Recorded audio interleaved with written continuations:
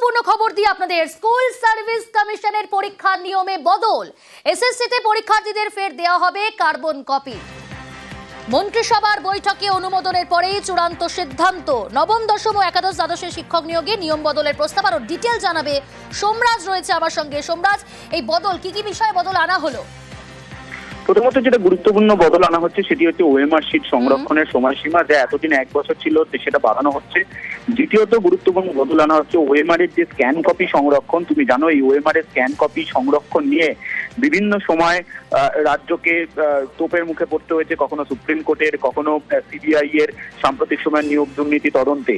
এবং সেক্ষেত্রে OMR sheet সংরক্ষণের স্ক্যান কপি সংরক্ষণের সময়সীমাও বাড়াচ্ছে, যা ছিল আগে 1 বছর। পাশাপাশি যখন প্যানেল প্রকাশ হয়, সেই প্যানেল প্রকাশের পর মেয়াদ থাকে 1 বছর।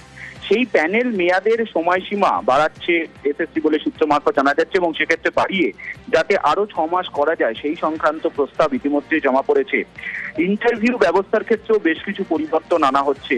সুপ্রিম কোর্টের যে নির্দেশ রয়েছে 31শে মের মধ্যে নবম, দশম, একাদশ, দ্বাদশের শিক্ষক নিয়োগের বিজ্ঞপ্তি প্রকাশ করতে হবে, তার আগে ইতিমধ্যেই নিয়োগ বিধি প্রায় প্রস্তুত করে ফেলেছে রাজ্য মন্ত্রিসভার যে বৈঠক, সেই বৈঠকে অনুমোদন হওয়ার পরেই তা চূড়ান্ত হবে। এবং গোটা নিয়োগ বিধি তৈরি করার আগে মাথায় রাখা হচ্ছে স্বচ্ছতা, অর্থাৎ এই নিয়োগ বিধির ক্ষেত্রে যাতে স্বচ্ছতা বজায় রাখা হয় তার জন্য একাধিক বদল এসএসসির তরফে আনা হচ্ছে এবং রাজ্যের তরফে আনা হচ্ছে নবম, দশম, একাদশ, দ্বাদশের শিক্ষক নিয়োগের বিধি তৈরির ক্ষেত্রে বলেই স্কুল শিক্ষা দপ্তর সূত্রে জানা যাচ্ছে। বেশ।